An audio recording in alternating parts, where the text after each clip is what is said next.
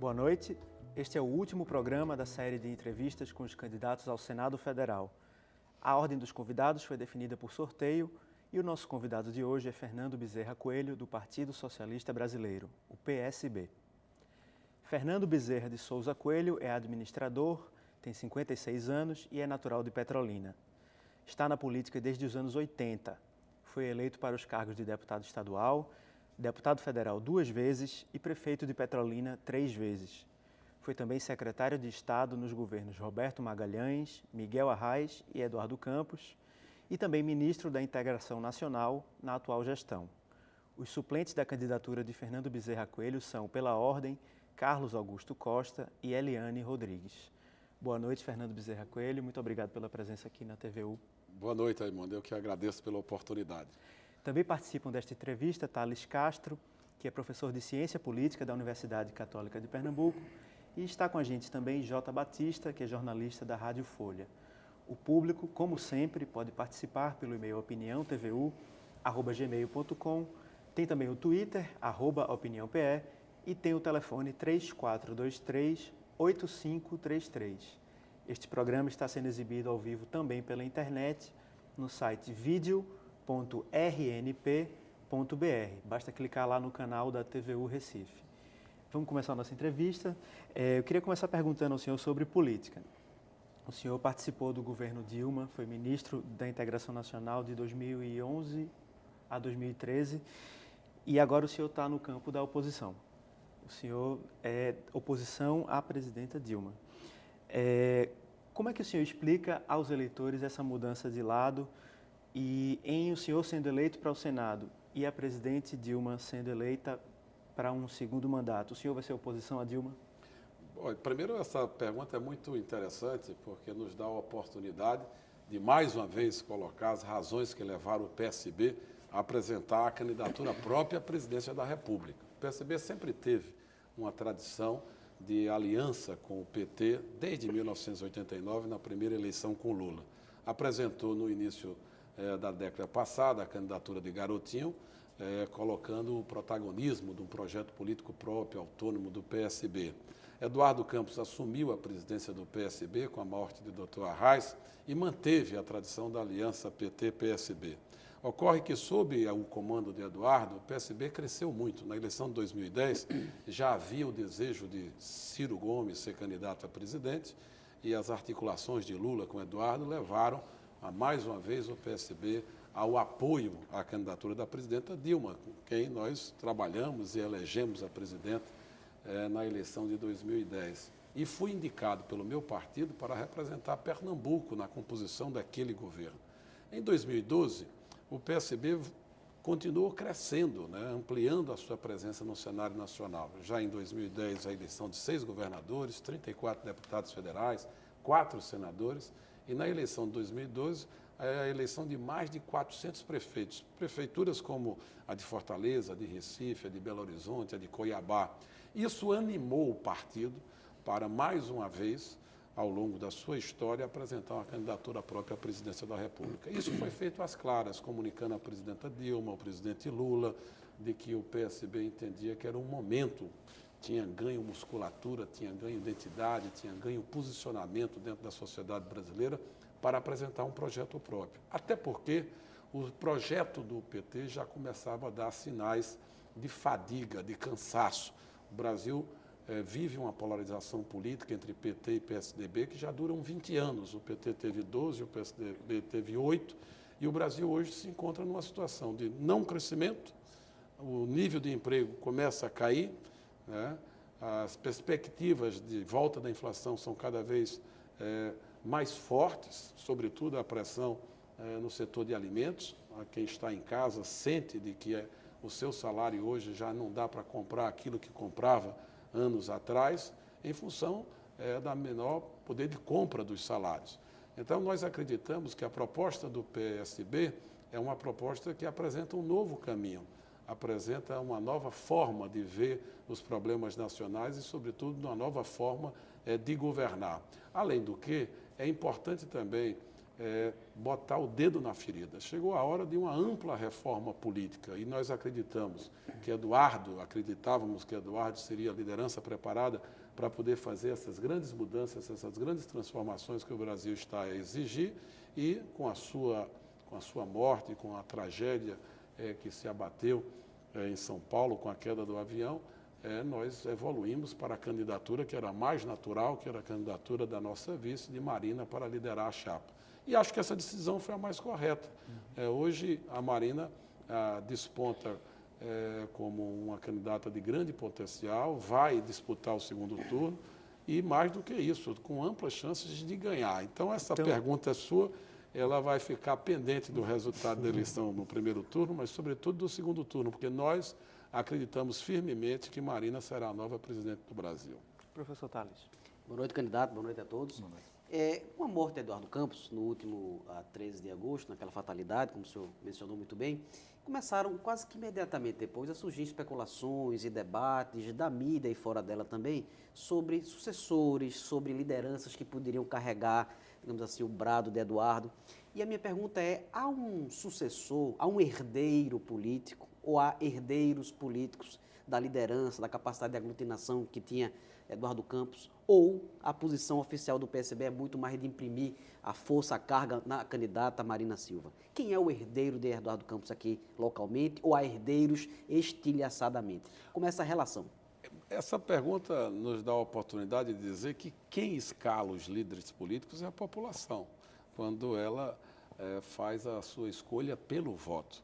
Nós acreditamos que o novo líder político dessa geração pós-Eduardo será Paulo Câmara, pela votação que ele certamente haverá de receber no dia 5 de outubro próximo.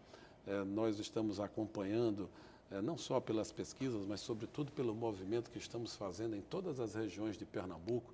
Nós já caminhamos mais de 140 municípios no Sertão, no Agreste, na Mata, na região metropolitana, e estamos muito confiantes que Paulo Câmara vai abrir uma ampla vantagem nessa eleição. Ele tem demonstrado ter preparo, ter experiência, ter maturidade, sobretudo simplicidade.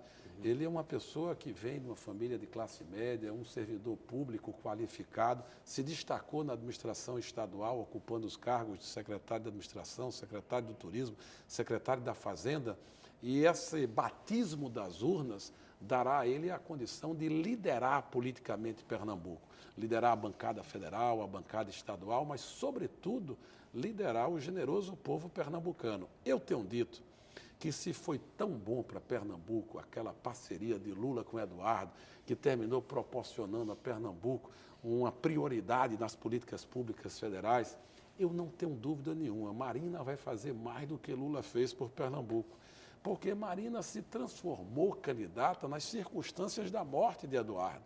E o partido PSB será o grande avalizador das políticas que Marina vai ter que implementar, sobretudo para ter o apoio do Congresso Nacional para poder viabilizar o seu governo. Além do que, o PSB será a grande fonte de fornecimento de quadros pela experiência administrativa que possui, tendo governado importantes estados brasileiros, tendo importantes parlamentares. Portanto, eu acredito firmemente que, do ponto de vista local, nós teremos certamente a unção de Paulo Câmara como novo líder de Pernambuco. Agora, é evidente que ninguém sozinho vai substituir ou suceder Eduardo. Pela própria grandeza de Eduardo, pela própria dimensão política que Eduardo acumulou. Se você parar para pensar, um governador de Pernambuco, ele poderia tranquilamente ser candidato a senador no meu lugar, e teria uma eleição tranquilíssima, e Eduardo preferiu o caminho mais difícil, o caminho mais ousado, o caminho mais corajoso de colocar o nome dele para ser candidato a presidente da República. Portanto, eu acho que vai ser difícil a curto, médio prazo você ter um único sucessor de Eduardo. Paulo Câmara certamente será o novo líder de Pernambuco, mas ele contará com um time, com um apoio de muita gente qualificada que Eduardo formou e preparou, como é o caso de Geraldo Júlio, prefeito do Recife. Evidentemente que eu espero poder também colaborar nesse time que Eduardo armou lá no Congresso Nacional, no Senado Federal, ajudando a trazer os recursos para que Paulo Câmara possa fazer uma grande administração e ajudando Marina a governar o Brasil. Uma pergunta, então, de Jota. Boa noite, candidato. Boa noite a Boa todos. noite, Jota. Até aproveitando a pergunta do professor Tales com relação à morte de Eduardo, e a gente está percebendo o fator emoção, comoção, né, por conta disso. O luto, né? O luto. Isso até se reflete nas pesquisas, né? Crescimento seu de 27% hoje, né, com o candidato João Paulo 32%, enfim, última pesquisa do IBOPE. O que vai definir essa eleição, tanto para governador quanto para Senado? É o apoio de Lula, é o apoio da imagem de Eduardo, é a comoção Eduardo? Na sua opinião, o que define mesmo, tanto para governo quanto para o Senado? Jota, com sinceridade, eu acho que o que vai definir a eleição são as propostas dos candidatos e, evidentemente, o trabalho que foi realizado. Uma eleição para governo do Estado, ela é feita muito em cima da avaliação que se tem do trabalho que está sendo realizado. E é aí onde Eduardo pesa o que se fala do legado de Eduardo. Eduardo administrou Pernambuco durante 7 anos e 3 meses. Pernambuco avançou em todas as áreas. Recuperou a liderança econômica do Nordeste, criou mais de 560 mil empregos. Pernambuco gerou mais emprego do que a Bahia, que tem um PIB maior do que Pernambuco, mostrando, portanto, que Pernambuco tem muito mais dinamismo econômico.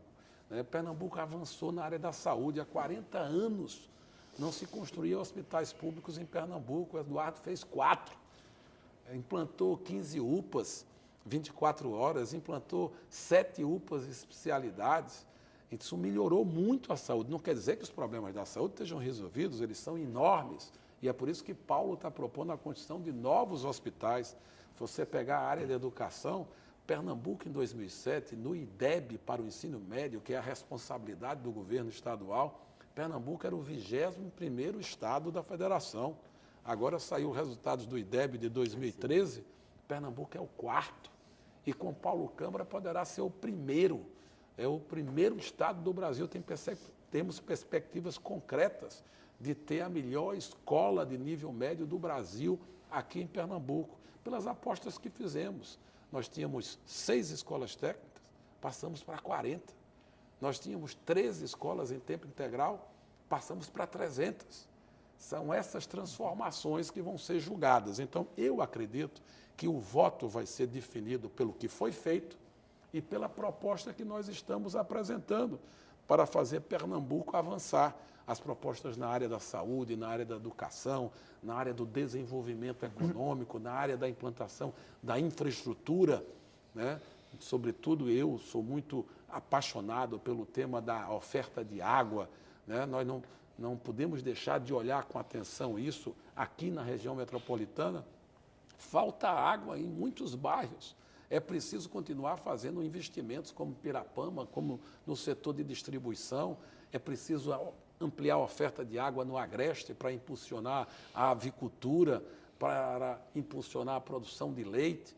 É importante levar água para o sertão do Araripe, para o sertão do Pajeú, para o sertão de Itaparica, para o sertão central, para que a gente possa criar novas fronteiras de desenvolvimento econômico. Então, nós estamos muito, muito confiantes de que essa decisão do eleitor de Pernambuco, ela vai ser pela razão, em primeiro lugar, e pelo coração. É óbvio que a gente sente, as pesquisas aferem isso, que o eleitor pernambucano quer homenagear Eduardo, né, pelo que ele fez. Eu queria partir para outra pergunta, porque o nosso primeiro bloco já está no final. Uma das propostas que o senhor coloca no seu site é a questão da redução dos impostos. E, ao mesmo tempo, o senhor propõe que tenha mais recursos para municípios e para os estados. Como é que é possível fazer essa equação? De onde é que a gente vai cortar e de onde é que a gente vai tirar para levar mais recursos para municípios e estados? Raimone, foi o que nós fizemos aqui em Pernambuco. Eduardo não mandou nenhuma proposta de aumento de alíquota de ICMS. Mas, por outro lado, ele conseguiu estimular o ambiente de negócios em Pernambuco. E Pernambuco terminou crescendo. Para você ter uma ideia, a taxa média de crescimento do PIB pernambucano foi de 5% ao ano. Com isso, foi possível arrecadar muito mais, combater os sonegadores, agilizar e modernizar a máquina da fazenda sem promover arroxos, sem promover perseguição. Muito pelo contrário, eu fui secretário de Desenvolvimento Econômico, nós melhoramos o PRODEP. reduzimos ainda mais o ICMS para aqueles que queiram se instalar no sertão, no agreste, na mata, para fomentar a interiorização do desenvolvimento. Foi isso que nós fizemos. É o que o Brasil precisa fazer. O Brasil cresceu 0. É a menor taxa de crescimento dos últimos 25 anos no Brasil. É preciso, portanto, que tenha um governo que possa animar o ambiente de negócios, que possa dar confiança aos investidores nacionais e internacionais, que respeite regras. O senhor reduziria? Eu não vou aumentar nenhum imposto. Já estou dizendo, não contem comigo para aumento de nenhum imposto. Nós precisamos reduzir a carga fiscal brasileira. Hoje, mais ou menos, a gente paga de impostos e contribuições, 38% do nosso PIB era para pagamento de imposto e de contribuição. Nos países mais avançados, essa carga é da ordem de 24% ou 25%. É por isso que a gente não consegue competir para exportar os nossos produtos, porque não dá para exportar imposto. É preciso desonerar, é preciso reduzir a carga fiscal, porque com isso a gente vai promover mais investimento. E tendo mais investimento, vai ter mais imposto para arrecadar. E com isso a economia cresce. No caso de Pernambuco, só para você ter uma ideia, em 2006, a média de investimento já a valores atualizados era de 800 milhões por ano. O ano passado, Aimone, Pernambuco investiu 3 bilhões e 700. Então, a capacidade de investimento de Pernambuco foi multiplicada por quase 5. É por isso que está dando para fazer tanta coisa. E nos próximos 4 anos é que a arrecadação vai ser ainda maior. Agora, recentemente, nós tivemos na Federação das Indústrias de Pernambuco. A indústria já representa 28% do PIB de Pernambuco. E olha que a refinaria ainda não partiu, vai partir agora no final do ano. A fábrica da Fiat vai começar em fevereiro.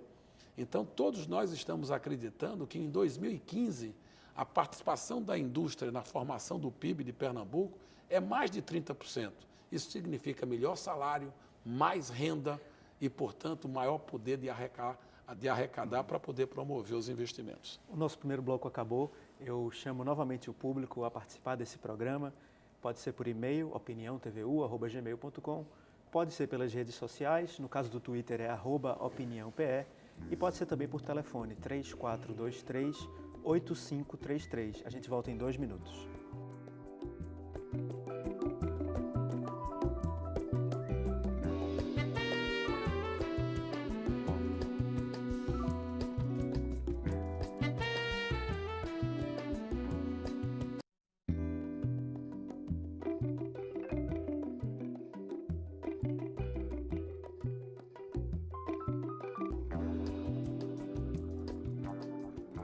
De volta com a Opinião Pernambuco, o nosso entrevistado de hoje é Fernando Bezerra Coelho, candidato ao Senado Federal pelo Partido Socialista Brasileiro, o PSB. Participam comigo desta entrevista também Thales Castro, que é professor de Ciência Política da Universidade Católica de Pernambuco, e está com a gente também Jota Batista, que é jornalista da Rádio Folha. O público pode participar pelo e-mail opiniãotvu@gmail.com, pelo Twitter @opiniãope e pelo telefone 3423-8533. No bloco anterior eu fiz a pergunta final, então eu vou passar a palavra agora para o professor Thales. Bom, o senhor mencionou um pouco sobre pesquisa. Pesquisa é sempre uma radiografia futura, é sempre uma macro tendência, né, de indicação de voto.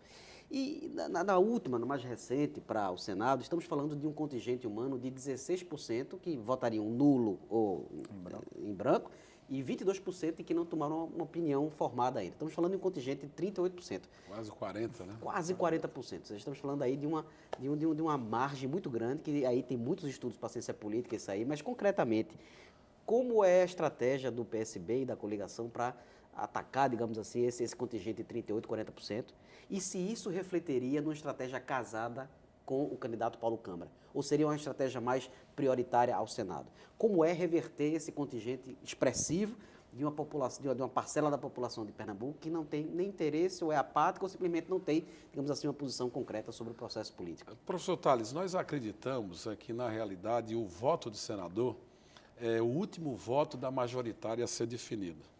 A população se aproxima com a eleição presidencial, se aproxima da eleição para a escolha do seu governador, e, na sequência, ela define o seu candidato a senador. Por isso que esses percentuais de eleitores ainda indefinidos ou que estão predispostos a anular o seu voto ou não votar ou se abster de votar, ainda é muito elevado, mas não é uma coisa própria dessa eleição. Isso é muito comum nas eleições majoritárias que nós já vivenciamos aqui em Pernambuco.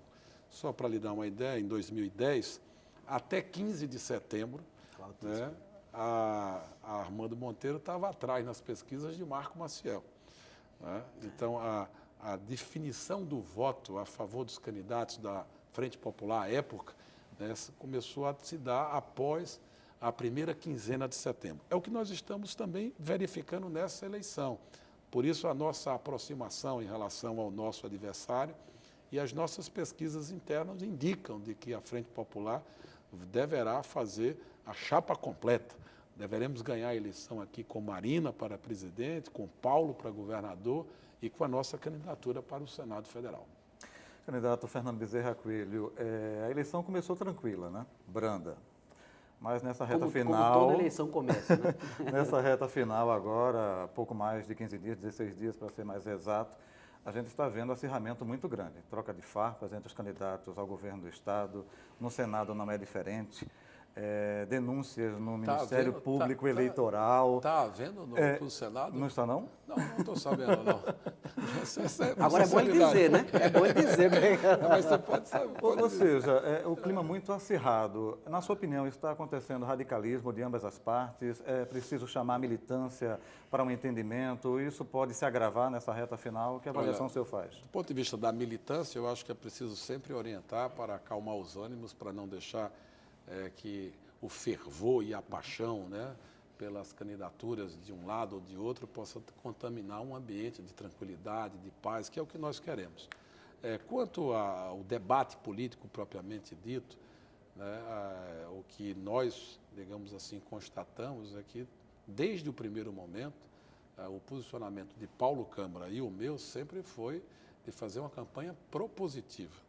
Primeiro, fazendo um grande balanço das ações que foram feitas por Eduardo e agora por João Lira, e apresentando as propostas para dar sequência a esse trabalho.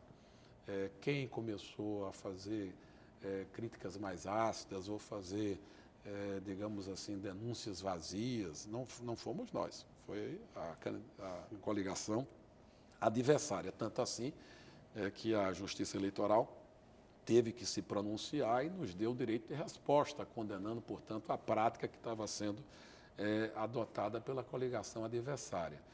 No caso do Senado, né, nós começamos a assistir a algumas críticas também nessa linha, digamos assim, do desespero, de ontem para hoje. Né? Eu fui informado já na campanha do rádio, algumas colocações, digamos assim, mais ácidas, e agora, no período da tarde, também alguma manifestação em relação àquilo que não se observava. Eu espero, né, que a gente possa levar a campanha no mais alto nível. Da sua né? parte, vai Da continuar sempre da propositivas. minha parte, com certeza. Da minha parte, com certeza, nós vamos levar ela, até porque está dando resultado. As pessoas estão sendo informadas do que eu fiz como secretário de Desenvolvimento Econômico, como ministro de Estado, está conhecendo as minhas propostas, dos 5 compromissos que eu estou assumindo com Pernambuco. E eu estou sentindo de que a eleição está se aproximando e aquele que define o seu voto a favor de Marina, aquele que define o seu voto a favor de Paulo, ele quer saber quem é o senador de Paulo, quem é o senador de Marina, quem é que vai ajudar a Marina, quem é que vai ajudar Paulo e, consequentemente, você termina, digamos, sendo beneficiado por essa ideia de conjunto, de time, né, de reforçar politicamente o governador e a presidente Marina. Candidato, a sua campanha é das campanhas para o Senado, de longe, a mais rica de todas. O senhor recebeu doações de empreiteiras como Odebrecht, Andrade Gutierrez, também de gigantes do campo da celulose, do ramo alimentício, do agronegócio e assim por diante. A gente falou no primeiro bloco sobre uma proposta de reforma política, uma necessidade de reforma política, e o senhor está num campo que prega uma nova política. Minha pergunta vai nesse sentido. Hoje, por exemplo, está em julgamento no Supremo Tribunal Federal uma ação direta de inconstitucionalidade que foi impetrada pela Ordem dos Advogados do Brasil e que fala na proibição de doação de pessoas jurídicas, de empresas para as campanhas e também num teto para a doação de pessoas físicas. O que é que o senhor entende que é necessário de reformar no sistema político brasileiro e qual é a sua posição em relação à doação de empresas privadas? Aimone, primeiro é dizer que todas as doações que eu tenho recebido têm cumprido as regras da legislação eleitoral. É permitido no Brasil a contribuição de pessoas jurídicas, de pessoas físicas, e nós temos, portanto, seguido as orientações da Justiça Eleitoral. Agora, é importante também, né, que a gente se questione se aqueles que declaram quantias irrisórias, se de fato as campanhas estão sendo feitas como devem ser feitas, né? Porque não se pode apenas apontar a campanha que recebe mais recursos. Quanto é que custa uma campanha? Quanto é que custa um guia, a produção de um guia eleitoral? Quanto é que custa a militância que está na rua? Quanto é que custa os carros de som que estão na rua? O senhor está dizendo que o candidato adversário não está declarando esse recurso? As conclusões cada um toma, né?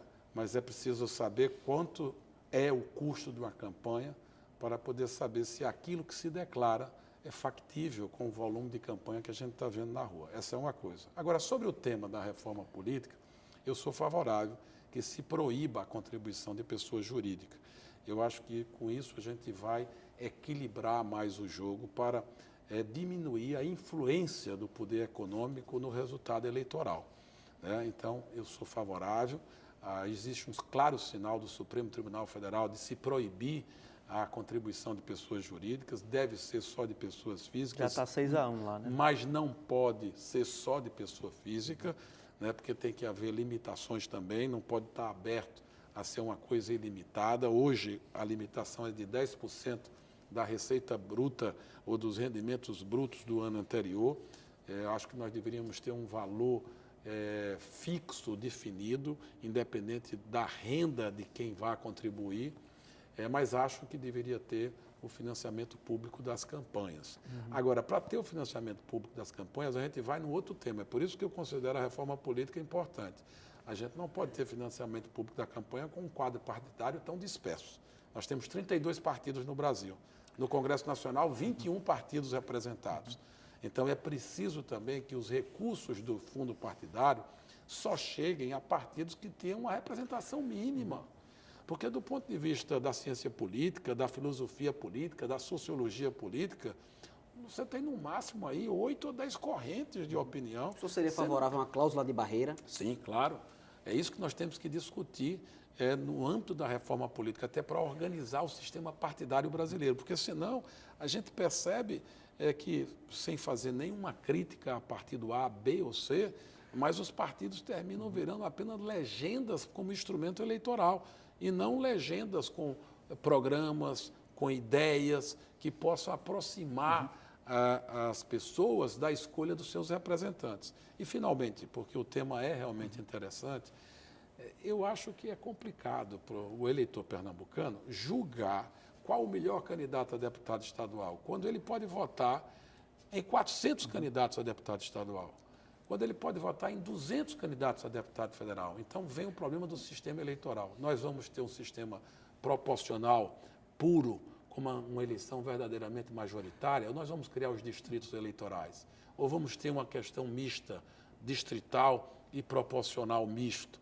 para que a gente possa aproximar o representante do representado. Que modelo o senhor É o distrital misto. O que eu defendo é o distrital misto. Você cria uns distritos, alemão, que é o modelo alemão, e você tem uma parte que é pela lista do partido, para você empoderar os partidos, e aí você tem a disputa, você vota no partido e elege determinados políticos que estão na lista dos seus respectivos partidos, e você tem os distritos, onde a campanha é majoritária.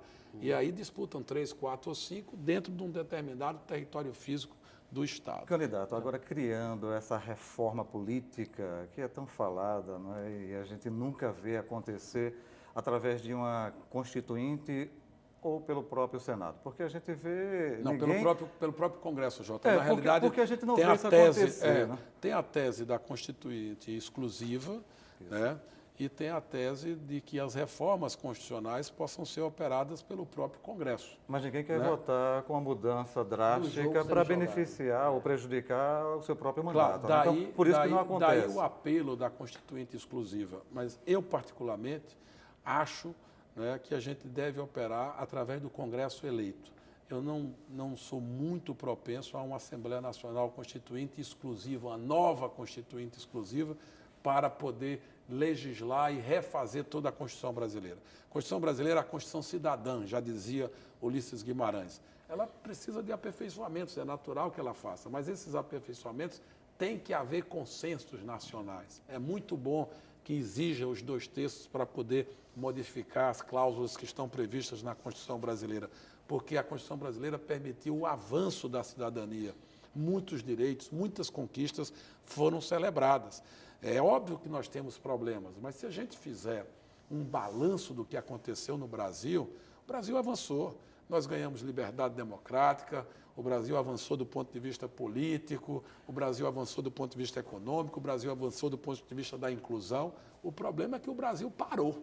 É por isso que nós precisamos agora de um novo rumo, né, para que o Brasil volte a se reencontrar com o desenvolvimento, com o crescimento, para que a gente possa avançar nas políticas de inclusão e para que a gente possa promover essas reformas que já estão aí, pendentes há 20 anos e que não foram tocadas. É por isso que a gente quer mudar.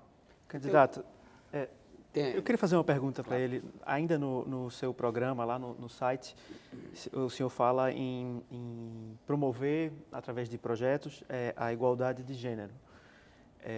Queria saber o que é que o senhor entende por igualdade de gênero e, nesse sentido, uma das bandeiras cruciais dos movimentos de mulheres é a questão da descriminalização do aborto. Queria saber a sua posição em relação a isso e como o senhor votaria se fosse eleito para o Senado e um projeto dessa natureza aparecesse em plenário. Olha, em primeiro lugar, eu estou assumindo um compromisso com políticas de gênero que possa dar à mulher os mesmos direitos que os homens têm. Por exemplo, a equiparação salarial. No Brasil, os homens ganham 21% a mais do que as mulheres ocupando os mesmos cargos e os mesmos postos. Então, vou para Brasília para poder defender políticas dessa natureza e dessa ordem. Em relação ao aborto, é evidente que nós não podemos ficar, digamos assim, imunes aos números de abortos que são praticados de forma clandestina. Então, é preciso que o Estado possa ter uma posição de evitar tantas e tantas mortes, tantas e tantas situações que têm prejudicado mães que têm uma gestação que é indesejada, que é fruto, sobretudo, da violência que é praticada pela mulher através de um crime que nós precisamos combater cada vez com mais força, que é a questão do estupro, que está muito presente na nossa sociedade, e isso tem a ver com a defesa do direito da pessoa humana e, sobretudo, da mulher. Então, a mulher, ela é alvo de muito preconceito, de muita violência. A violência que se abate sobre a mulher é dentro de casa, é dentro da relação que ela tem com o companheiro. Então, isso passa por uma questão de cultura, isso passa por investimento em educação. Então, é evidente que nós, senador por Pernambuco, vamos defender uma legislação que possa permitir a gente avançar em relação a essa situação dos abortos que são promovidos por gestações indesejadas. E a descriminalização? Eu acho que nós temos que avançar nisso. Agora, tem que ser também claro, eu sou católico, eu acho que nós temos que ter responsabilidades também daqueles atos que nós praticamos. Quando nós temos uma relação, essa relação de poder procriar, de poder ter um filho, tem que ser assumida com muita responsabilidade. Você não pode apenas praticar o aborto pelo aborto, porque você ali está mexendo com uma vida humana. Agora, em situações em que ofereça risco para a vida da mulher, ou situações em que aquela gestação foi feita contra a sua vontade, alheio à sua vontade, então aí acho que o Estado tem que chegar para poder defender, para poder equilibrar essa situação que ainda não é reconhecida no nosso país. Posso puxar um gancho ou já vai? Sim, não, pode fazer. Eu vou pedir para você fazer a pergunta e depois eu chamo o intervalo, ok? Em sendo eleito, o senhor no Senado Federal iria votar favoravelmente ao Estatuto do Nascituro, que está pendente lá no Congresso, acho que está na Câmara, inclusive, que é uma legislação que proíbe verdadeiramente o aborto, e, em sendo eleito lá em Brasília, haveria outros 2 senadores contrários à sua legenda. E aí eu queria saber se isso não é terreno minado para a execução concreta das propostas ou das proposituras assumidas aqui. Porque, em sendo eleito, e eu não estou considerando Marina, o cenário Marina Paulo, é como dialogar e fazer essa interlocução com o Estado de Pernambuco com 2 outros senadores contrários a essa gestão pernambucana. Candidato, eu vou lhe passar a palavra no último bloco e eu vou chamar novamente o público a participar pelo e-mail opiniãotvu@gmail.com, pelas redes sociais e pelo telefone 3423-8533. Em 2 minutos a gente volta.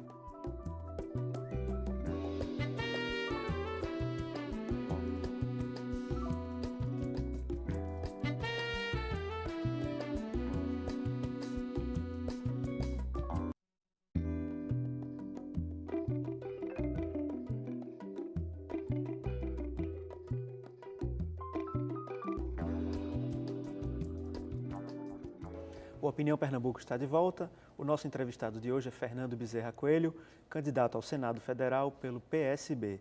Participam comigo desta entrevista também o professor Thales Castro, que é da Universidade Católica de Pernambuco, da área de Ciência Política, e também o jornalista J. Batista, que é da Rádio Folha. No bloco anterior, o professor Thales fez uma pergunta sobre o Estatuto do Nascituro e sobre uma indisposição com os outros senadores do nosso Estado. Eu vou passar a palavra de volta para o candidato. Respondendo a primeira pergunta. Eu queria pedir, como a gente está no último bloco e ainda tenho muita participação do público, que a gente fosse breve nessa resposta, ok? Vamos tentar, mas primeiro, em relação à primeira pergunta, eu acho que a gente tem que evitar as propostas radicais e tentar equilibrar o encaminhamento de propostas que possa realmente encontrar um termo de mediação. Em relação à questão da representação de Pernambuco, já tem 2 senadores que são de oposição ao nosso conjunto de forças políticas, eu acho que isso é natural, porque foi num outro momento. Na realidade, os senadores que se elegeram, Armando e Humberto, estavam dentro da Frente Popular, porque tanto o PTB quanto o PT participavam da Frente Popular em 2010. Agora não participam mais, eles estão buscando um projeto próprio, né? Então, é uma razão a mais, Thales, para a gente pedir esse voto para mim, ser o representante de Pernambuco no Senado Federal, justamente para que a gente possa ter esse alinhamento do senador com Paulo Câmara, porque uma das atribuições exclusivas do Senado Federal é a autorização de financiamentos e de empréstimos para a promoção do desenvolvimento do Estado. Daqueles 3 bilhões e 700 milhões que eu falei que Pernambuco investiu ano passado, 1 bilhão e 100 vieram de empréstimos que Pernambuco contraiu, junto à Caixa Econômica, Banco do Brasil, Banco Mundial, BID. Portanto, é importante ter um senador aliado para que a gente possa viabilizar os empréstimos e os financiamentos. Jota. O primeiro passo é chegar ao Senado, claro, dia 5 de outubro. Mas o Senado também passa quase sempre por questionamentos, né? O Estado de São Paulo, no início do ano, março, para ser mais específico, colocando matérias que gasto com dentaduras, com implante dentário, chegava a R$70 mil por senadores. Como não é passar para a população carente, sofrida, com necessidade, o custo, o gasto que o Senado Federal tem, não somente com isso é só um exemplo para elucidar, mas outros gastos também com montantes enormes. Como reverter essa situação? 14º salário, 15º salário, isso. verbas indenizatórias, mais de 6 mil gráfica, postal, tudo e isso. por aí vai. Eu acho que nós temos que combater todos os desperdícios. Foi o que fizemos aqui, em Pernambuco. Eliminamos a despesa ruim para poder colocar na despesa boa, na despesa de investimento, naquela que de fato transforma a vida das pessoas. Lá no Senado Federal, é evidente que deve ter excessos.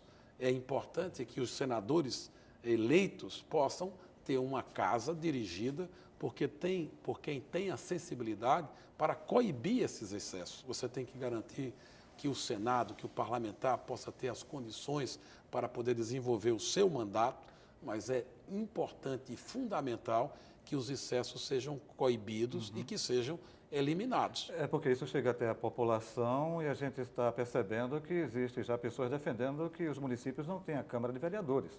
Ou seja, tem gente também que diz que o Senado não é tão importante. Até aproveitando a sua opinião, é preciso redemocratizar a democracia? Não, eu diria o seguinte, tem um debate, porque existem sistemas políticos que você pode ser unicameral ou bicameral. Você tem um Congresso que é feito de uma única Câmara Legislativa Mas eu digo a ou de população, duas câmaras. Qual o papel do Senado? E aí a população tem que entender, o Senado representa os estados. É o Senado que dá o equilíbrio à federação. A formação do Brasil veio das províncias, vieram das capitanias. Então, a formação cultural, sociológica do Brasil advém de partes do Brasil que se formaram do ponto de vista social, do ponto de vista político e do ponto de vista econômico. É por isso que Pernambuco tem 3 senadores, o Acre tem 3, São Paulo tem 3. Outra atribuição exclusiva do Senado é a fixação das alíquotas do imposto estadual entre os estados. Quando São Paulo produz um carro e é vendido em Pernambuco, quem diz da parte do imposto que fica em São Paulo e a outra que fica em Pernambuco é o Senado Federal. Porque se não for assim, os estados mais ricos e os estados mais populosos esmagam os estados mais pobres ou os estados com menos população. Distribuição do royalties de petróleo, um exemplo. Esse é o papel do Senado, é dar o equilíbrio à federação brasileira. Portanto, eu acho que a tradição republicana brasileira é amplamente favorável, digamos, ao Senado. Agora, seja o Senado ou seja a Câmara, não pode ter esses desperdícios, esses excessos. A gente tem que ser muito diligente no uso do recurso público, no gasto público. Então, toda sorte de desperdício, ele falou, verbas indenizatórias, passagens aéreas, despesas com gráficas, né? Muitas vezes tem gente que até frauda a gráfica, né? São parlamentares que usam, né, notas frias para poder receber determinados recursos. Então, esses exemplos precisam ser colocados para a população, para que a população possa julgar e punir severamente aqueles que cometem esses delícias. Candidato, Lucas Arruda, pelo Twitter, perguntou da sua proposta para o problema da mobilidade urbana. O que é que, da posição de senador, de lá de Brasília, é possível fazer em relação a esse problema? Olha, primeiro, corrigir uma política que não é desse governo. A crítica não vai para a presidenta Dilma ou para o presidente Lula. Vem de muitos governos. O Brasil fez a opção pelo transporte individual. Esse foi o grande erro do Brasil, financiar veículos, carros de passeio para que a população tivesse acesso ao transporte individual. E se deixou de investir em transporte de massa. Transporte de massa que eu falo é metrô, é VLT, é BRT. Então, só mais recentemente é que o Brasil começa a fazer investimentos pesados nessa área de transporte de massa. E a outra questão que está colocada, estava nos protestos de rua de junho, né, a questão do passe livre. Né? A questão do passe livre veio com muita força, né, para que a gente possa, então, refletir sobre isso. E a Frente Popular, e Eduardo, e o PSB estão puxando esse debate e essa discussão. O passe livre está sendo aqui implantado em Recife, primeiro por Geraldo Júlio, atendendo aos estudantes da rede pública municipal. Agora, no passe livre a nível do Brasil, vai para todos os estudantes que tenham problemas de renda, então vai ser dado aos estudantes que tenham insuficiência de renda para fazer o transporte da escola para casa ou da escola para o trabalho. Então, esse é um avanço que a Marina está colocando. E também o bilhete único, que é a grande novidade que Paulo Câmara lançou. Ele hoje existe, o bilhete único, mas você tem que ir para uma estação de transbordo, né, para um terminal integrado. Agora vai poder usar a integração em qualquer terminal, em qualquer parada. Você vai ter um bilhete que vai lhe permitir descer e subir do ônibus e você pagar uma única passagem, independente do local onde você viva, na região metropolitana do Recife. E mais, nós temos hoje 2 preços de tarifas, a tarifa do anel B e do anel A. Vai ficar só uma tarifa, e a tarifa mais baixa. Isso porque o Estado vai subsidiar as empresas de transporte, as operadoras, para que o trabalhador, para que o estudante possa ter uma passagem mais acessível. E com isso, a gente estimular as pessoas, em vez de usar o seu carro, que possam usar o ônibus, que possam usar o BRT, que possam usar o metrô. Tenho 2 perguntas de telespectadores sobre a região do Litoral Norte. Pedro Batista pergunta sobre os seus planos em relação ao turismo e o comércio para os municípios que sofrem por falta de investimentos, a exemplo da ilha de Itamaracá. E a outra pergunta é de Roberto Gomes, que é do bairro dos Pinheiros, ele pergunta sobre a engorda das praias de Catuama e de Ponta de Pedras no litoral norte. São projetos muito específicos. O senhor tem algum projeto específico ou alguma visão estratégica para essa região do litoral norte? Vou começar pela última. Na realidade, nós fizemos o projeto de engorda das praias de Piedade, de Candeias, e estamos recuperando também a praia de Pau Amarelo, a praia do Janga, lá em Paulista. Foram investimentos que fiz quando ministro da Integração Nacional, e nós estamos assumindo o compromisso de avançar com o projeto de engordas, tanto no Recife como em Olinda, como em outras praias do nosso litoral que vivem ameaçadas, e isso impede o desenvolvimento do turismo, da rede hoteleira, dos empreendimentos imobiliários, do pessoal da gastronomia, dos restaurantes. Portanto, eu acho que essa pergunta é muito relevante e nós vamos para Brasília para defender mais e mais recursos na área de prevenção para ser aplicadas nessa questão, que é a questão do avanço do mar. Em relação ao litoral norte, à Mata Norte, nós estamos vivendo uma grande transformação na Mata Norte de Pernambuco. Na realidade, Pernambuco só tinha um polo industrial, localizado em Suape. Agora nós estamos transformando Goiânia num principal polo de desenvolvimento industrial de Pernambuco. Ali está a Fiat e mais 16 indústrias que chegam com a Fiat. Temos o polo vidreiro, temos a maior fábrica de vidro planos do Brasil, está instalado em Goiânia. Temos o polo farmacoquímico, que também está instalado em Goiânia, a partir da Hemobras, mas fora a Hemobras, nós temos já mais 6 unidades farmacêuticas sendo implantadas e, portanto, todo aquele desenvolvimento vai ser espraiado pelo litoral norte de Pernambuco. No caso de Itapissuma, nós transformamos Itapissuma num grande polo produtor de bebidas. Ali está a Ambev, ali está a Itaipava, ali está a Skin. Então, são grandes produtores de bebidas, gerando também muitos empregos. E estamos devendo ainda os investimentos na ilha de Itamaracá, como foi colocado. Tivemos problemas com a questão do presídio de Itaquitinga, que foi a parceria pública-privada que apresentou muitos problemas. Isso vai ser um assunto que será resolvido pelo próximo governo, pelo governador Paulo Câmara, e com a transferência dos presídios, a ilha de Itamaracá vai ser um grande destino turístico para Pernambuco e nós vamos ser capazes de atrair os investimentos hoteleiros, que vai gerar muito emprego e muita renda naquela região. O tempo da gente está acabando, mas eu queria prestigiar os nossos convidados. Pode, Thales, fazer a pergunta. Movimentos sociais, Como é a relação sua, do PSB, com movimentos sociais, como é essa relação? A presidente Dilma, há alguns meses, realmente fez um decreto um tanto controverso com relação à criação de câmaras, conselhos de movimentos sociais, intervindo e tendo ingerência em alguns ministérios. Então, como é a articulação, como é o nível de diálogo, e qual é o seu posicionamento concreto com relação a movimentos sociais, e em particular MST? Olha, nós temos uma excelente relação com os movimentos sociais. Foi assim na Prefeitura de Petrolina, foi assim na Secretaria de Desenvolvimento Econômico, foi assim no Ministério da Integração Nacional.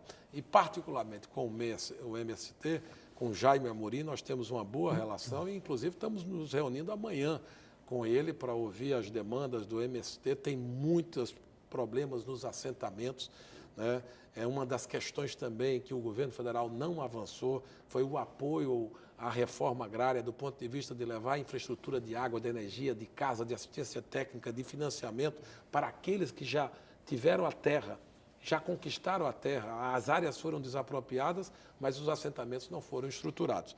Mas, enfim, a relação, a tradição da Frente Popular, que vem com a Arraes, que vem com o Eduardo, é de um governo aberto, um governo onde as forças sociais vivas possam participar, possam opinar, possam sugerir mudanças, críticas, e a gente tem tido todo o cuidado, inclusive o programa de governo de Paulo teve uma grande audiência de todos os movimentos organizados da sociedade. Jota, dá tempo de mais uma. Mais uma, rapidinho. Marina está vindo na próxima semana aqui e vai para Caruaru e Petrolina. Júlio Lócio está apoiando o candidato João Paulo. A visita de Marina lá em Petrolina é estratégia? Não, não. Lá nós estamos muito bem em Petrolina. Paulo Câmara já abriu uma frente muito grande em Petrolina. Nós também estamos liderando com uma vantagem muito grande. Afinal, nós somos de lá, temos as nossas raízes políticas em Petrolina.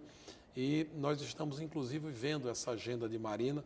se ela de fato vai a Petrolina ou se ela vai fazer uma visita mais aqui na região metropolitana, aqui no Recife. Está dependendo muito da agenda dela. A agenda dela está muito disputada, Jota, agora no final da campanha, e ela está priorizando, digamos assim, os estados onde ela pode alavancar para poder chegar com uma votação ainda mais forte do que ela tem hoje. Em Pernambuco ela está liderando, já está liderando com folga as eleições aqui em Pernambuco e, portanto, nós estamos conversando com o pessoal de Marina para definir a melhor data, o melhor dia. Possivelmente na próxima semana, entre quinta e sexta-feira, mas os lugares, as localidades ainda não estão definidas. Eu tenho tempo para mais uma pergunta que tem que ser uma resposta bem objetiva. No Senado está em consulta a questão da reforma do Código Penal, que é muito polêmica e tem vários pontos cruciais para a sociedade brasileira. Se fala, por exemplo, nessa reforma na descriminalização do uso de algumas drogas e se fala também na criminalização da homofobia. Queria saber a sua posição bem rápida em relação... São dois temas muito enormes, complicados para respostas muito rápidas. Mas, em primeiro lugar, tem uma outra questão no Senado, que é a questão da redução da maioridade penal. Também. Então, eu me posiciono contra, mas muito simpático a proposta do senador Aloysio Nunes para, no caso de reincidências de crimes hediondos, você, de fato, ter instrumentos para uma punição mais severa para aqueles adolescentes entre 16 e 18 anos de idade. Esse é um tema que está em apreciação no Senado, que é muito polêmico. Em relação a drogas, eu sou contra a descriminalização do uso da droga. Literalmente contra. Todas elas. Só se for o caso para efeitos medicinais, de saúde, com autorização disso, mas sou terminantemente contra a questão da descriminalização do uso da droga. E em relação à homofobia, eu repito o que disse hoje. Tive uma reunião com o movimento de LGBT do meu partido, porque nesse exato momento está havendo um encontro com esse segmento aqui da sociedade pernambucana, então eu não pude estar presente, pedi ao meu primeiro suplente, Carlos Augusto, que me representasse, e o que eu defendo é o direito da pessoa de poder ter a sua orientação sexual. Então, nós temos que saber respeitar.